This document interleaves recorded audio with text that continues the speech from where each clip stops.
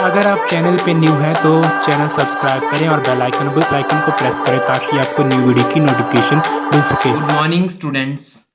Last video में हमने factor affects rate of reaction के बारे में पढ़ा था। आज का हमारा टॉपिक है law of mass action.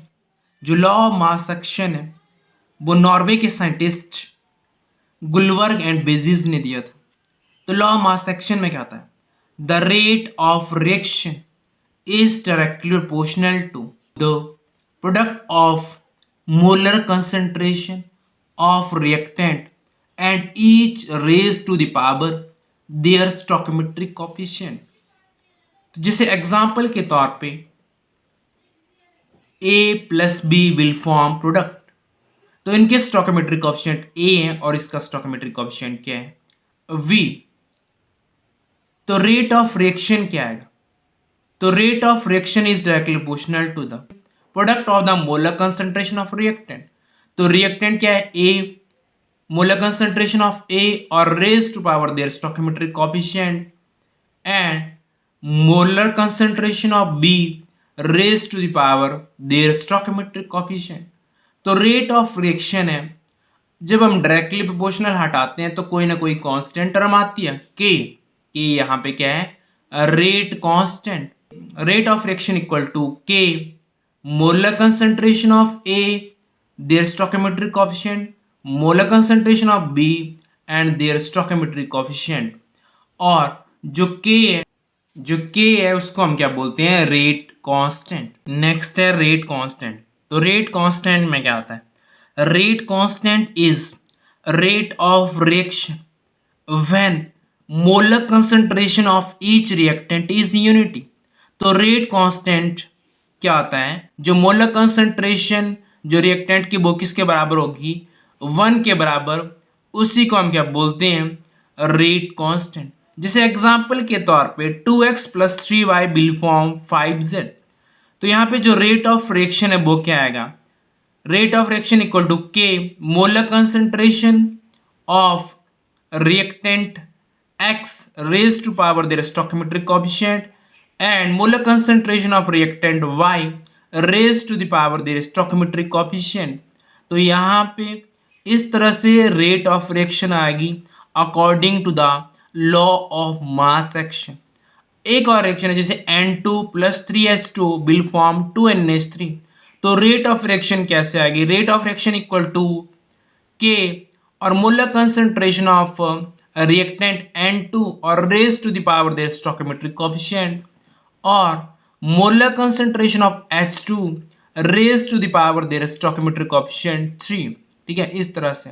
Next अगर बात करी जाए characteristics of rate of reaction, तो characteristics of rate of reaction में क्या आएगा?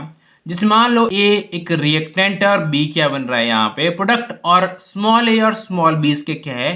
Stoichiometric coefficient. तो यहाँ पे जो रेट ऑफ रिएक्शन है वो किसके बराबर आएगा? Rate of reaction equal to K and molar concentration of reactant A और raised to the power their stoichiometric coefficient। और ये जो K होता है इसको हम क्या बोलते हैं? Rate constant. और एक और नाम होता है इसका वेलोसिटी कांस्टेंट और एक और नाम होता है इसका स्पेसिफिक रिएक्शन रेट भी बोलते हैं हम इसको। फर्स्ट कैरेक्टरिस्टिक्स है rate constant is measure of forward reaction. जो रेट कांस्टेंट है वो क्या मेजर करता है? Forward reaction. So higher the value of rate constant faster is the speed of reaction. जितनी ज़्यादा क्या होगी? Higher the value of rate constant, जितनी ज़्यादा रेट कांस्टेंट की वैल्यू होगी उतनी फास्टर क्या होगी? Speed of the reaction.